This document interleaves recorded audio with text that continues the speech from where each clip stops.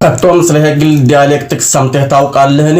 በቀላሉ 1 ሴራ ችግር መፍጠር፣ 2 ምላሽ የሚፈለገውን መፍትሄ ሐሳብ አጠቃላይ እይታ ማሳወቅ፣ 3 መፍትሄ የጀግናን ሚና በመጫወት ለህዝቡ ጥያቄ ምላሽ መስጠት።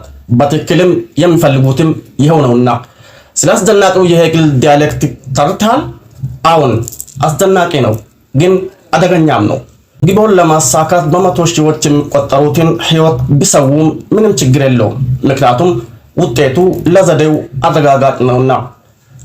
ይህ በሰብአዊነት ላይ በላይነትን ለመጫን እቅዱን ተግባራዊ ለማድረግ በጣም አስፈላጊው የማታለል ዘዴ ነው።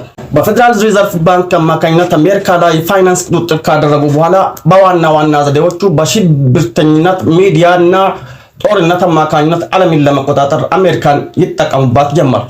ዩናይትድ ስቴትስን በዋናነት የሚጠቀሙባት አንድ የዓለም መንግስትን ለመፍጠር ግብዓቶችን እንድታመቻች ነው። ይህን አካል ለመፍጠር የሚረዳው የኛ ቴክኖሎጂ ሀብታችንና በዓለም ላይ ያለን ተጽዕኖ ነው።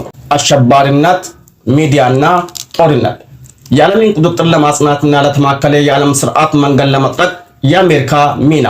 ወደ ሄግል ዲያሌክቲክስ ስንመለስ ሴራ ፈጠሩና በሚዲያ አማካኝነትም ከሁሉም የበለጠ ተግባር ለሚኖረው ዘዴ ድጋፍ አሰባሰቡ። አሁን ለጦርነቱ ነው። በርሱም ተፈጻሚ የሚሆኑት ከቁጥጥር ውጪ የሆኑትን ሀገር በመቅጣት ወደ ሳይንሳዊ ስርዓት መመለስ፣ ገዢውን ስርዓት ለነሱ ታማኝ በሆኑ ገዢዎች መለወጥ፣ ለቋሚ ቁጥጥር ወታደራዊ ቤዝ ማቋቋም፣ የተጽዕኖቸውን የሚያሰፋ ተጨማሪ ዓለም አቀፍ ስምምነቶችን ማድረግ፣ በወረሯቸው አገሮች ሀብት ላይ ቁጥጥር ማጥበቅ፣ መንግስት ለጦርነት የድጋፍ ገንዘብ ከነሱ እንዲበደር ማድረግ፣ በኩባንያዎቻቸው በኩል ከጦር መሳሪያ፣ ከነዳጅ፣ ከመድኃኒት ሽያጭና ከመልሶ ግንባታ ከሚገኘው ትርፍ ተጠቃሚ መሆን፣ መንግስት ያለ ክስ ዜጎችን ለመሰለልና ለማሰር የሚያስችል ህግ በማውጣት ዜጎቻቸውን መቆጣጠር፣ ከዚያም ለተማከለ የዓለም ቁጥጥር ቅድመ ሁኔታ መፍጠር። ይሄም ግሎባላይዜሽን ወይም አዲሱ የዓለም ስርዓት የሚባለው ነው። አሁን ደግሞ የሄግል ዲያሌክቲክን በመጠቀም ዩኤስኤ ዓለምን ለመቆጣጠሪያነት እንዴት እንደተገለገሉባት ለማየት ወደ ታሪክ ገጾችን እንመልከት። ታሪክ ገጾችን ስንመለከት አሜሪካ በተለያዩ አጋጣሚዎች በሄግል ዲያሌክቲክ አማካኝነት ዓለምን ለመቆጣጠር እንዴት መጠቀሚያ እንደሆነች እናገኛለን። አሜሪካን ወደ አንደኛው የዓለም ጦርነት ማስገባት ሴራ ኤድዋርድ ግሬይ ይጠይቃል። ጀርመኖች የአሜሪካ ተሳፋሪዎችን የጫነች መርከብ ቢያሰምጡ አሜሪካኖች ምን ያደርጋሉ? ኤድዋርድ ሃውስ እንዲህ ሲል ይመልሳል። እኔ የቁጣ ነበልባል ለአሜሪካኖች እንደሚያስፈልጋት እና ይህ ብቻውን እኛም በጦርነቱ ውስጥ ለመሳተፍ በቂ እንደሆነ አምናለሁ። ይህ በብሪታንያው የውጭ ጉዳይ ሚኒስትር ኤድዋርድ ግሬይ እና የባንክ ባለንብረቶች ባለሟልና የፕሬዝዳንቱ አማካሪ በነበረው ኮሎኔል ኤድዋርድ ሃውስ መካከል አሜሪካን ከብሪታንያ ጎን ወደ ጦርነት ለማስገባት የተደረገ ታዋቂ ንግግር ነው። በኋላ አሜሪካ የሉሲታኒያ መርከብ ጀርመን የጦር ሰፈሯ አድርጋ በከለለችው የውሃ ክልል በኩል ወደ ብሪታንያ ላከች። ምንም እንኳ ከጀርመን መንግስትና በአሜሪካ ከሚገኘው ኤምባሲ በኩል ቅድመ ማስጠንቀቂያ ቢደርሳትም ምላሽ እነዚህ የባንክ ባለሀብቶች በባለቤትነት በያዟቸው ሚዲያዎች የህዝብን ስሜት በማነቃነቅ ሚናቸውን ተወጡ። ከመርከቧ ጋር ሰጥሞ ለሞቱት 1200 መንገደኞችም መንግስት እንዲበቀል ወተወቱ። ኤድዋርድ ባርንስ እና ዋልተር ሊማን ወደ ውድሮ ዊልሰን ሄደው ወደዚህ ጦርነት የምትገቡ ከሆነ ይህንን ጦርነት ለአሜሪካኖች ገበያ ማቅረብ አለብን ብለው ነበር። እናም የመጀመሪያው ረቂቅ ዘመናዊ የፕሮፓጋንዳ ማሽን ተፈጠረ። በእርግጥም አስደናቂ የሆነ ጽንሰ ሐሳብ ነበር። ሰዎችን ለመቀስቀስ ምርጡ ዘዴ ስሜታቸው ነው። በንቃተ ህሊናና በደመነፍሳዊ ግፊት ሰዎችን ማሸበር፣ ኃይለኛ ሽብር። እውነታውን ለማሳተም ብዙም መቸገር አይገባም። የነጻነት ሐውልት ምስል ሲወድምና ሲደረማመስ የጀርመን አውሮፕላኖች በዙሪያው እያንዣበቡ ማሳየት። መፍትሄ አሜሪካ በጀርመን ላይ ጦርነት አወጀች። እናም ከብሪታንያ ጎን ሆና ወደ ጦርነቱ ገባች። እውነታው በአይሁዶች ሮዝስቻይልድ ቤተሰብ የሚመሩ የባንክ ባለሀብቶች በጦርነቱ አሜሪካን ከብሪታንያ ጎን ለማሰለፍ ከተሳካላቸው ፍልስጤምን ለአይሁድ ጽዮናውያን ብሔራዊ ቤት እንድትሆን ከብሪታንያ ቃል ተገብቶላቸው ነበር። ያደረጉትም እንዲህ ነበር። ብዙ ወፎችን በአንድ ድንጋይ መምታት። ለራሳቸው ማዕከላዊ ባንክ ፋይዳ ሲባል አሜሪካንን 30 ቢሊዮን ዶላር ወይም በአሁኑ ምንዛሪ 500 ቢሊዮን ዶላር ወጪ ለሚያስወጣት ጦርነት በመዳረግ ከተጨማሪ ውዝፍ ዕዳ ውስጥ ዘፈቋት። በውጭ ጉዳይ ሚኒስትር ዊሊያም ጄንስ ማስታወሻ ላይ እንደሰፈረው ትልልቅ ባንኮች ለትልልቅ ትርፍ ትልቅ እድሎች ስለነበሩ በሁለተኛው የዓለም ጦርነት ላይ በጣም ፍላጎት ነበራቸው። ለዓለም አቀፍ ባንኮች በጣም ትርፋማው ዘዴ ጦርነት መሆኑንም መረዳት በጣም ወሳኝ ነው። ምክንያቱም ብዙ ሀገራት ከፌደራል ሪዘርቭ ባንክ ገንዘብ በወለድ እንዲበደሩ ስለሚያስገድድ፣ እዚያም ከመሳሪያ አምራች ኩባንያቸው ተጨማሪ የጦር መሳሪያ ሽያጭ ማግኘት። ሮክፌለር ብቻውን 200 ሚሊዮን ዶላር ትርፍ ያስመዘገበ ሲሆን አሁን ባለው ምንዛሪ ከ30 ቢሊዮን ዶላር በላይ ነው። ዋናው ጉዳይ በኖቬምበር 1917 የባልፎር ቃል ኪዳንን ማግኘታቸው ሲሆን ይህም አሜሪካን ወደ ጦርነቱ በማስገባት ከተሳካላቸው ከብዙ ወራት በኋላ ማለት ነው። አሜሪካን ወደ ሁለተኛው የዓለም ጦርነት ማስገባት ሴራ። የአሜሪካ መንግስት ጃፓን የመጀመሪያውን ጥይት እንድትተኩስ ለመተንኮስ መፈለጉ ግጭቱን ማን እንደቀሰቀሰው ጥርጣሬ እንዳይፈጠር አደረጉ። ሩዝቬልት መንግስት የጦር ሚኒስትር ሄንሪ ስቲምሰን ማስታወሻ ላይ እንደተመዘገበው አሜሪካ ከጃፓን የምታገኘውን የነዳጅ ዘይት አቋረጠች፣ ከውጭ የሚገቡትን ምርቶች ከለከለች፣ የጃፓን ንብረቶችን አሳግዳ ለብሪታንያ ወታደራዊ ድጋፍ ሰጥታ እና ቻይናን በብዙ ብድር በይፋ ስትረዳ ግጭቱን ማን እንደቀሰቀሰው ጥርጣሬ እንዳይፈጠር አደረገው። ይህም በአሜሪካ ዓለም አቀፍ የገለልተኝነት ስምምነት እንደመጣስ የሚቆጠር ነበር። ጃፓን የ2400 የአሜሪካ ወታደሮችን ሕይወት የቀጠፈውን ፐርል ሃርበርን በማጥቃት ለዚህ የጠላቶቿ ጭፍን ጥላቻ ምላሽ ሰጠች። ተከታታይ ጥናቶች እንደሚያሳዩት አውስትራሊያ ከጥቃቱ 4 ቀናት በፊት የጃፓንን ወደ ፐርል ሃርበር እንቅስቃሴ መጀመሯን ለዩናይትድ ስቴትስ እንዳሳወቀችና ነገር ግን ሩዝቬልትና የጦር ሚኒስትሩ ይህ ዜና በፐርል ሃርበር ወደሚገኘው የጦር ሰፈራቸው እንዳይደርስ እንደከለከሉ ነው። ምላሽ አሜሪካ ለክብሯ ስትል ለመበቀል ወደ ጦርነቱ መግባቷን በማስታወቅ ሚዲያዎች የበኩላቸውን ሚና ተጫወቱ። እስከ 1 ሚሊዮን የሚጠጉ አሜሪካውያን በዩኤስ ጦር ሰራዊት ውስጥ ወታደር ሆነው በፈቃደኝነት ተቀጠሩ። እነዚህ እቅዶች የሚፈጸሙት በሚዲያዎቻቸው ሙሉ ሽፋን እና እገዛ ነበር። ሲኒማ ጦርነትን በሚያሳዩና በሚያወድሱ ፊልሞች ተሞላ። የዜና ማሰራጫዎች ተጨባጭነታቸውን ሙሉ በሙሉ አጡ። እናም ጦርነቱን የኮንግረሱን ስልጣን ለመገደብና ስልጣንን በአምባገነንነት ለፕሬዝዳንቱና ለባለስልጣኖቻቸው ለመስጠት ተጠቀሙበት። መፍትሄ ብሪታንያ አሜሪካ ከአሊያንስ ወገን ሆና ወደ ሁለተኛው የዓለም ጦርነት መቀላቀሏን በዩናይትድ ስቴትስ እና በጃፓን ኤምፓየር መካከል የጦርነት አዝማሚያ ተፈጥሯል ስትል አስታወቀች። እውነታው ባንኮቹ ዓለም አቀፋዊ ቁጥጥርና ተጽዕኖን የበለጠ ለማሳካት የብሪቲሽ ኤምፓየርን ማስተዳደር ከአሜሪካ ለመቀማት በአሜሪካን ማዕከላዊ ፌደራል ሪዘርቭ ባንክ ላይ የሚመረኮዝ ዓለም አቀፍ የባንክ ስርዓትን ለመጫን ስትል አሜሪካን በጦርነቱ ውስጥ ለመዝፈቅ ፈለጉ። በብሪታን ውድስ ስምምነት ያገኙትም ይህ ነው። ከዚያም የተባበሩት መንግስታት ድርጅት ለማዕከላዊ መንግስት እንደ አስፈላጊ እርምጃ ተቋቋመ። የቪየትናም ጦርነት ሴራው የቶካን ባህረ ሰላጤ ክስተት የተጠነሰሰው በአሜሪካ መንግስት የተቀናጀ ውሸት ሲሆን ሁለቱ አውዳሚ አውሮፕላኖቹ በቪየትናም ቶርፒዶ ጥቃት ደርሶባቸዋል ብሎ የሚከስ ቅጥፈት ነበር። የቀድሞው የአሜሪካ መከላከያ ሚኒስትር ሮበርት ማክናማራ በኋላ የቶካን ቤይ ክስተት ስህተት መሆኑን አምኗል። ይህ ማለት አልተፈጠረም ማለት ነው፣ ማደናገሪያ ብቻ ነው። ከዚያ በኋላ የተከሰቱት ክስተቶች ያን ቀን ጥቃት እንደደረስብን ያደረግነው ውሳኔ የተሳሳተ መሆኑን ያሳያል። ጥቃቱ አልተከሰተም። ምላሽ ሚዲያዎች ሰሜናዊ ቪየትናምያንን በመቅጣት ደቡባዊ ቪየትናምንና ኤሲያን ከኮሙኒስት መስፋፋት ተጽዕኖ ለመጠበቅ የህዝብን አስተያየት አሰባሰቡ። እንደቀደሙት ጦርነቶች ሁሉ የቪየትናም ጦርነት አጠቃላይ የህዝብ ትውስታ በሆሊውድ ከፍተኛ ተጽዕኖ አርፎበታል። ዘ ዲር ሃንተር፣ ፕላቱን፣ ጉድ ሞርኒንግ ቪየትናም፣ ዘ ግሪን ባርተስ፣ እነዚህ ሁሉ ፊልሞች ቅዠቱን ፈጥሮ ልቦለዱን ወደ እውነታነት ቀይረዋል። ሐሳቡ የውሸት ሻምፒዮኖችን መፍጠርና ወራሪውን ተጠቂ እንደሆነና ከሁሉም ወንጀሎች ነፃ እንደሆነ በማስመሰል እንድታዘንለት ማድረግ ነበር። መፍትሄ አሜሪካ በ1964 በሰሜን ቪየትናም ላይ ጦርነት አወጀች። ጦርነቱም እስከ 1973 ድረስ ቀጠለ። እውነታው የባንክ ኩባንያዎቹ አሜሪካን በጦርነት ውስጥ ለመዝፈቅና የጦርነት ወጪዎችን ለመሸፈን ስትል ለተጨማሪ ዕዳዎች በመዳረግ የአሜሪካን መንግስት የበለጠ ለመቆጣጠር ፈለጉ። እንዲሁም የሶቪየት የጦር መሳሪያዎችን ለቪየትናም በማቅረብ ጦርነት እንዲራዘም አደረጉ። በ1966 ከሶቪየት ህብረት የንግድ ዕቀባት አነሱ። የሶቪየት ፋብሪካዎች በሮክፌለር የገንዘብ ድጋፍ በቪየትናም ውስጥ ወታደራዊ መሳሪያዎችን ለማምረት ተቋቋሙ። የመስከረም 11ኛው ክስተቶች የመስከረም 11 ጦርነትም ከዚህ ቀደም ጦርነቶችን ለማወጅ ከተፈጠሩት ሰበቦችና ውሸቶች የተለየ አይደለም። እንዲሁም ከዛም የበለጠ ነው።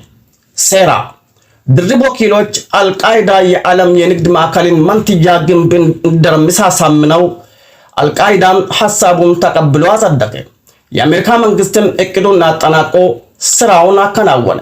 ክሱ በወጥመዱ ውስጥ ከወደቁና ኦፕሬሽኑን የፈጸሙት አባላቶቹ እንደሆኑ ካመነው አልቃይዳ ጋር ተያያዘ።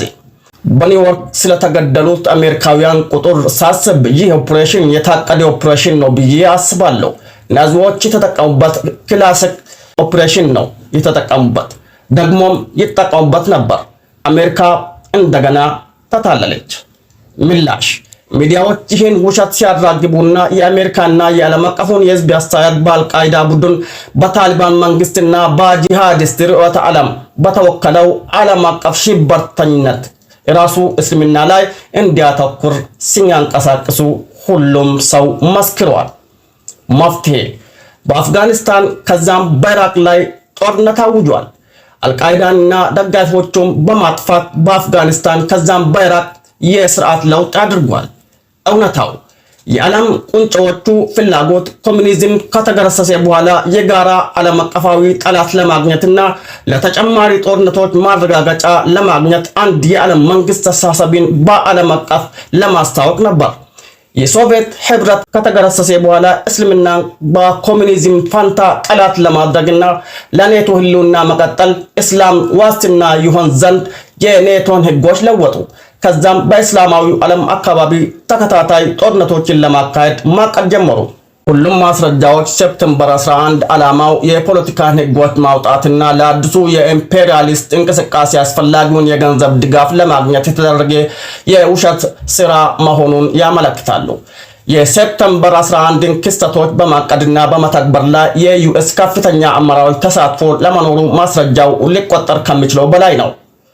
እዚህ ጋር አንድ ምሳሌ ለመጥቀስ ያህል ከሶስት ማማዎች አንዱ ምንም አውሮፕላን ሳይገጨው መውደቁ፣ ከፔንታጎን ህንፃ ጋር ተጋጭቶ የነደደው አውሮፕላን ምንም የተረፈ አካል አለመገኘቱ፣ ተሳፋሪዎቹ ከታጋጆቹ ጋር ባደረጉት ግብግብ ሳቢያ ወድቃ የነደደች የተባለችው አውሮፕላን የወደቀችበት ስፍራ አለመገኘቱ። የሚገርመው ከዓለም የንግድ ሴንተርና ከፔንታጎን ላይ ከደረሰው አደጋ ጋር በተመሳሳይ ጊዜ የተጠለፉ አውሮፕላኖችን እንዴት መቋቋም እንደሚችሉ ልምምዶችን እየሰሩ መሆናቸውን አምኗል። በሰሜን አሜሪካው የአየር መከላከያ አዛዥ መሰረት በወቅቱ ሌላ የግብረ መልስ ተዋጊዎች የነበሩ ሲሆን ስልጠናው ሲካሄድ የነበረው ተመሳሳይ ጊዜ ነበር። በ8 ተዋጊ አውሮፕላን ብቻ ጥንድ ስምሪት በሴፕቴምበር 11 ቀን ከ22 ያላነሱ ጠላፊዎችን ለማስተናገድ አስቦ ነበር። ነገር ግን በወታደራዊ ስልጠናና በእውነተኛው የጠለፋ ጉዳዮች መካከል መለየት አልቻሉም። ከአንድ የሮክፌለር ቤተሰብ አባል ጋር በማውቀው ጠበቃ በኩል ተገናኘው። እናም አገኘሁትና ተደነኩበት። በጣም አስተዋይ ሰው ነበር። እሱ ነበር ሴፕቴምበር 11 ከመከሰታቸው 4 ወራት በፊት ስለነበሩ ክስተቶች የነገረኝ። አንድ ክስተት ይኖራል። በዛ አሳበን ከካስፒያን ባህር የነዳጅ ቧንቧዎችን እናስተላልፋለን። አፍጋኒስታን እንወራለን። ዘይቱን ለመውሰድ ወደ ኢራቅም እንዘምታለን። እንደ አዲሱ የዓለም ስርዓት አካል በመካከለኛው ምስራቅ ላይ የጦር ቤዝ እንሰራለን አለ። ከዛ በሴፕቴምበር 11 የተከናወኑት ክስተቶች ተከሰቱ። እናም በአፍጋኒስታንና በፓኪስታን በእነዚህ ሁሉ ቦታዎች ሰዎችን ለማሰስ ወንዶች ወደ ዋሻ ሲገቡ ታያለ እና ይህ እውነተኛ ጠላት በሌለበት በሽብር ላይ ጦርነት ይሆናል አለ። ይህ ሁሉ ትልቅ ውሸት ነው፣ ግን የአሜሪካን ህዝብ የመቆጣጠር ዘዴ ነው። እነዚህ ክስተቶች በሰዎች አእምሮ ውስጥ እስልምናን ከሽብርተኝነት ጋር ማያያዝና በሱ ላይ ረጅም ጊዜ ጦርነት ማወጅ፣ ምክንያቱም እሱ ሊበርዙት ያልቻሉ ብቸኛው ሃይማኖት ነው፣ ልክ በአይሁድና ክርስትና እምነቶች ላይ እንደተከሰተው አይነት። ይህንን ዘላለማዊ ጦርነት ለመደገፍ የዓለም አቀፍ የህዝብ አስተያየትን ማሰባሰብ፣ ሽብርተኝነትን በመዋጋት ዙሪያ የዓለምን መንግስት ማስተባበር፣ የአፍጋኒስታንና ኢራቅ ወረራ፣ ከዛም የገዢው መንግስት ስርዓትን ለውጥ፣ በአፍጋኒስታን የካስፒያን ባህር ነዳጅ መስመር ዝርጋታ፣ በእነዚህ የባንክ ባለሀብቶች ባለቤትነት በተያዙ የነዳጅ ኩባንያዎች መያዝ፣ የኢራቅ ዘይት በተመሳሳይ ኩባንያዎች መያዝ፣ በኢራቅ ውስጥ የጦር ሰፈር መመስረትና በአረብ ክልል ተጨማሪ ለውጦችን ለማድረግ መጠቀም፣ ድርጅቶቻቸው የወረሯቸውን ሀገራት ሀብት ሲቆጣጠሩ የአሜሪካ መንግስት የበለጠ ዕዳ ውስጥ መዝፈቅ፣ ለአሜሪካ የደህንነት አገልግሎት ሰፊ ስልጣን የሚሰጡና የአሜሪካ ዜጎችን ነፃነት የሚገድቡ ህጎችን ማውጣት። በሽብር ላይ ጦርነት አለ ብዬ አላምንም። የፕሮፓጋንዳ ሐሳብ ነው። የመስከረም 11 ጥቃት የፕሮፓጋንዳ በአሜሪካ መንግስት ውስጥ አንድ ቡድን በዓለም ዙሪያ ለመስፋፋትና ዓላማውን ለማሳካት የተመደበው ፕሮፓጋንዳ ነው። ይህ ለብዙ ሰዎች ግልጽ ካልሆነ እስካሁን የት እንደነበሩ አላውቅም። በሽብር ላይ ታወጀ ጦርነት ያለ ቢመስልም በሽብር ላይ ጦርነት የለም፣ የሽብር ጦርነት ነው እንጂ። ለንደን ፍንዳታው ሴራው በለንደን የምድር ባቡር ሜትሮ ውስጥ የቦምብ ጥቃት ተፈጸመ። እናም ከሙስሊሞችም ጋር ተያያዘ። የቦምብ ፍንዳታዎቹ በአሸባሪነት ስም በእስልምና ላይ የሚካሄደውን ዓለም አቀፍ ጦርነት ለማረጋጋት በአሜሪካ ከተፈጸመው ጋር ተመሳሳይ በሆነ መልኩ የተቀነባበረ ነበር። ምላሽ ሚዲያዎች መንግስት አሸባሪዎችን በውስጥ ለውስጥ ለመቆጣጠር የሚያስችል ህግ እንዲያወጣ ጠየቁ። በዓለም አቀፍ ደረጃ በአሸባሪዎች ላይ የሚደረግን ወታደራዊ ዘመቻ ደገፉ። መፍትሄው የብሪታንያ መከላከያ ህግን ለማውጣት ለዓለም አቀፉ የእስልምና ሽብርተኝነት ጦርነት አስፈላጊውን የውስጥ ድጋፍ አገኘች። ሙስሊሙን ማህበረሰብ ለመከታተል አልፎ ተርፎም ሐሳቦችን ለመገደብ ለእንግሊዝ የደህንነት አገልግሎት ሰፊ ስልጣን ተሰጠው። እውነታው የብሪታንያ መንግስት በሽብርተኝነት ጦርነት ውስጥ ለመሳተፍና ለደህንነት አገልግሎቱ ሰፊ ስልጣን የሚሰጥ ህግ ለማውጣት ሰፊ ህዝባዊ ይሁንታን ማግኘት ነበረበት። በድርጊቱ ውስጥ የስለላ አገልግሎቱን ተሳትፎ የሚያሳዩ መረጃዎች ብዙ ናቸው። እዚህ ጋር በተመሳሳይ ጣቢያዎችና በተመሳሳይ ጊዜ ትክክለኛ የቦምብ ጥቃቶች በተከሰቱበት ጊዜ በሜትሮ ባቡር ውስጥ የቦምብ ጥቃቶችን ልምምድ እያደረጉ መሆናቸውን አምኗል። ጠዋት 9 ሰዓት ተኩል ሲሆን ዛሬ ጠዋት የቦምብ ፍንዳታ በተፈጸመባቸው ተመሳሳይ የባቡር ጣቢያዎች ውስጥ በተቀነባበሩ ቦምቦች ላይ በመመርኮዝ በለንደን ከ1000 ለሚበልጡ ሰዎች ስልጠና እየሰጠን ነበር። ስለዚህ ጉዳይ በትክክል ለመረዳት የጀርባ የፀጉሮች አሁንም ድረስ ቀጥ ብሎ እንደቆሙ ናቸው። እርሷ ጉዳዩን እንዴት እንደሚያከናውኑት ለማሳየት ስልጠና ሲሰጡ ነበር። ግን ስልጠናው በሚሰጥበት ቅጽበት ጉዳዩ ራሱ ተከሰተ። በእርግጥ ይህ ግጥምጥሞች ነው ብለን ማመን ይኖርብናል። በጁላይ 7 የጸረ ሽብርተኝነት ስልጠና እየተካሄደ ነበር። ልክ እንደ መስከረም 11ኛው ክስተት በተመሳሳይ ባቡር ጣቢያ በተመሳሳይ ኢላማዎች ላይ እናም ልክ ከእውነተኛው ጥቃት ጋር በተመሳሳይ ሰዓት ስለሚደረጉት ጥቃቶች እየተነጋገሩ ነበር። እናም በእርግጥም በተወሰነ መንገድ በመንግስት ለተፈጠሩ ለነዚህ ኦፕሬሽኖች ሽፋን ለመስጠት ነበር። በአረብ ሀገራት እየተካሄዱ ጦርነቶች የኢራቅ ጦርነት የተከፈተው ኢራቅ ጅምላ ጨራሽ መሳሪያ አላት የሚለውን ውሸት በመጠቀም ነው። እነዚህ የጅምላ ጨራሽ መሳሪያዎች የሆነ ቦታ መሆን አለባቸው። እንዲሁም የኢራቅ ገዢ አካል ለአልቃይዳ የሰጠው እርዳታም ውሸት ነበር። በዚህ ጦርነት ውስጥ ሚዲያው በጣም አስፈላጊ መሳሪያ ነበር። በኢራቅና አካባቢው አሁንም ድረስ ይህ ጦርነት የለኮሰው የእሳት ነበልባሎች አልጠፉም። በሶሪያ ላይ የተደረገው ጦርነት የዓለም ጦር ሰራዊት ወደ ሶሪያ መምጣትን በተመለከተ ተመሳሳይ ቅጥፈት የተፈጠረው በከሊፋ መንግስት ወይም የአይኤስ ድርጅት ምክንያት በማድረግ ሲሆን ይህም በሱ ላይ የሚደረገውን ጦርነት ትክክለኛ ምክንያት በማድረግና በማስፋፋት የበኩላቸውን አስተዋጽኦ አድርጓል። ስታቲክሱ መሰረት አብዛኛው ሽብርተኝነት የኛው ሽብርተኝነት ነው፣ መንግስታዊ ሽብርተኝነት። በዚህ ጉዳይ ላይ ምንም ጥርጥር የለውምና ትልቁ የሽብር ጥቃት ሰለባ የሆኑት ሙስሊሞች ናቸው። ስለዚህ አጠቃላይ የሽብርተኝነት ጽንሰ ሐሳብ የተገላብጦሽ ነበር። እንደዚህ ነበር ጦርነቱ የዓለምን ሀገራት ለመቆጣጠር የረዳው። የዓለም ሀገራትን ከመጋረጃ ጀርባ ሆኖ የሚቆጣጠረውን ኃይል የሚወክል በአሜሪካ የሚተዳደረውን ዓለም አቀፋዊ ኢኮኖሚያዊ፣ ፖለቲካዊና ወታደራዊ ኤምፓየር የተቋቋመበት አጋጣሚም ነበር። ከ193 ሀገሮች ውስጥ በ130 ሀገሮች ውስጥ የጦር ሰፈር ያለው ኤምፓየር። ለዚህም ነው ፔንታጎን በዓመት $1 ቢሊዮን የሚጠጋ ለጦርነት ፕሮፓጋንዳ የምትከሰክሰው። በአሜሪካና በብሪቲሽ ማህበረሰብ ላይ የተደረገው ጦርነት ግን የአሜሪካና የእንግሊዝ ማህበረሰቦች ከቁጥጥር ፕሮጀክቱ ውጪ ነበሩ ወይ? ከሚታወቀው በተቃራኒ እነዚህ መንግስታት ለዜጎቻቸው ህይወት ደንታ የላቸውም። በሚሊዮን የሚቆጠሩትን ለገዢ ፓርቲ ብቻ በሚያገለግሉ ጦርነቶች ይማግዳሉ። የዓለም ንግድ ማዕከልን መንታ ግንብ በዜጎቻቸው ጭንቅላት ላይ አፍርሶታል። እናም ዜጎቻቸውን የመሰለልና ያለ ፍርድ ቤት የማሰር ስልጣን በሚሰጧቸው ህጎች አማካኝነት ነፃነቶቻቸውን ለመንጠቅ ይሰራሉ። እነዚህ ህጎች ምሳሌዎች የአሜሪካው የዜግነት ህግ ፓትሪዮቲክ አክት ከሴፕቴምበር 11ኛው ክስተት በኋላ የወጣው የመገናኛ ዘዴዎችን፣ የግል ሂሳቦችን፣ ጉዞዎችን፣ መዝገቦችን የሚያነቧቸውን ነገሮች ከማን ጋር እንደሚገናኙና ሁሉንም እንቅስቃሴዎቹንና ማዛውትራዎቹን ለመሰለል የሚፈቅድ ሲሆን ይልቁንም መኖሪያ ቤቶችን፣ የሥራ ቤቶችን ያለ እርሶ እውቅናና ያለ ፍርድ ቤት ትዕዛዝ እንዲፈተሹ ይፈቅዳል። እንዲሁም ከፍርድ ቤት ፈቃድ ውጭ እርሶን መያዝና ማሰር ያለ ክስ፣ ያለ ጠበቃ፣ ያለ ከፍተኛ የእስራት ገደብና የትኛውንም የህግ ባለስልጣን ተጠቀሰበት ሁኔታ እርሶን መያዝና ማሰርን የሚፈቅድ ህግ ነው።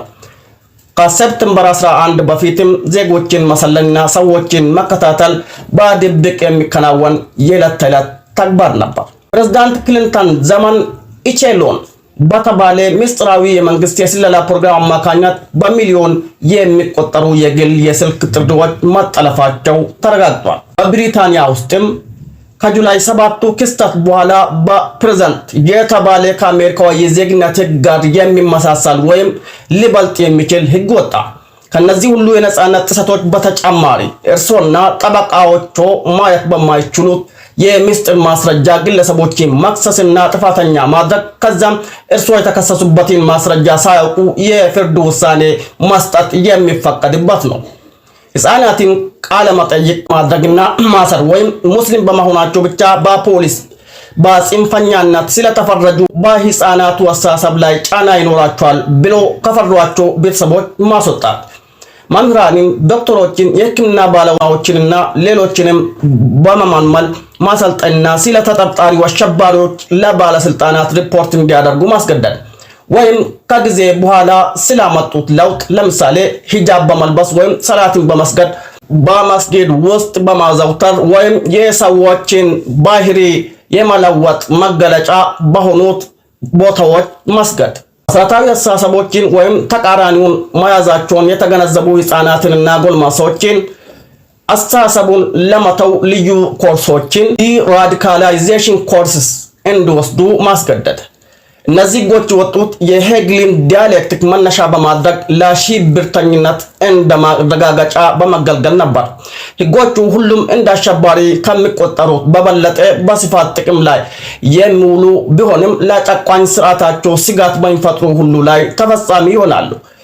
አሁን ደግሞ ማንኛውም ግለሰብ መታወቂያ ሳይዝ እዚህ ሀገር ውስጥ በነፃነት መንቀሳቀስ ከጀመረ በኋላ እንደ ሪያል አይዲ አክት የመሳሰሉ ህጎች ሰዎችን ማግኔቲክ ቺፕ የተከተተበትን ስለ ግለሰቡ የሚገልጽ ሁሉንም መረጃ የያዘውን የመታወቂያ ካርድ እንዲይዙ የሚያስገድድ ህግ ተደነገገ።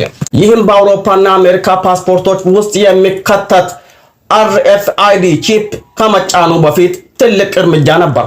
እናም በአውሮፓና አሜሪካ ውስጥ አንዳንድ ተቋማትና ኩባንያዎች ውስጥ በሰው አካል ውስጥ መትከል ተጀመረ። ከዚያም አልኩት የመጨረሻው ግቦች ምንድናቸው? የመጨረሻው ግብ በዓለም ላይ ላለ ያንዳንዱ ሰው RFID የኤሌክትሮኒክ ቺፕ ማቅረብ ነው። እናም ሁሉም ገንዘባቸው በነዛ ቺፖች ላይ ይኖራል። እና ማንም ሰው ማመጽ ወይም ፍላጎታችን መጣስ ከፈለገ ቺፖችን እናጠፋለን። ልክ ነው። ትንሽ ቁራጭ በአዲሱ የዓለም ስርዓት ፕሮጀክት ውስጥ ሰዎችን ወደ ልሂቃን ባሪያነት የሚቀይር ቁራጭ